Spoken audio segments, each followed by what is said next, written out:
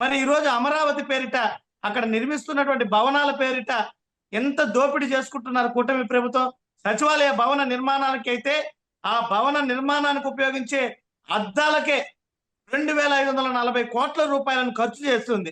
మరి రాష్ట్రంలో కోట్లాది మంది ప్రజలకి మంచి వైద్యం అందేటువంటి మెడికల్ కాలేజీలను ఎందుకు ఈ ప్రభుత్వ ఆధీనంలో నిర్మించలేకపోతుంది అంటే అక్కడ దోపిడీ చేసుకోవడానికి ఆస్కారం లేదు. కాబట్టి దీనిని ప్రైవేటీకరణ పేరిట ప్రైవేటు వ్యక్తులకు కానీ అప్పచెప్తే వీళ్ళకి అవసరమైనటువంటి దోపిడికి అవకాశం ఉంటుంది. కాబట్టి ఈ రకమైనటువంటి కుట్రకి తెరలేపింది కూటమి ప్రభుత్వం.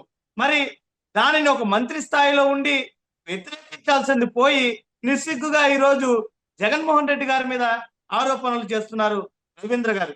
మరి ప్రజలు ఈ రోజు అందరూ కూడా గుర్తిస్తున్నారు. ఏది వాస్తవము ఏది అవాస్తవం అన్నది తెలుసుకునే అంత చైతన్యవంతం చెందున్నారు ప్రజలు. కాబట్టి కొల్లు రవీంద్ర గారు మరొక 1000 వ్యాఖ్యలు ఈ రకంగా జగన్మోహన్ రెడ్డి గారి మీద చేసినా ఎటువంటి ఉపయోగం ఉండదు. ఎందుకంటే ఈ 23 నెలల కాలంలోనే తీవ్రమైనటువంటి ప్రజా వ్యతిరేకత ఈ కూటమి ప్రభుత్వం పైన వచ్చింది. కాబట్టి ఇలాంటి వ్యాఖ్యలన్నీ కూడా మేము ఏమాత్రం కూడా ఖాతరు చేయం. ఖచ్చితంగా ప్రజాక్షేత్రంలో తేల్చుకుంటాం.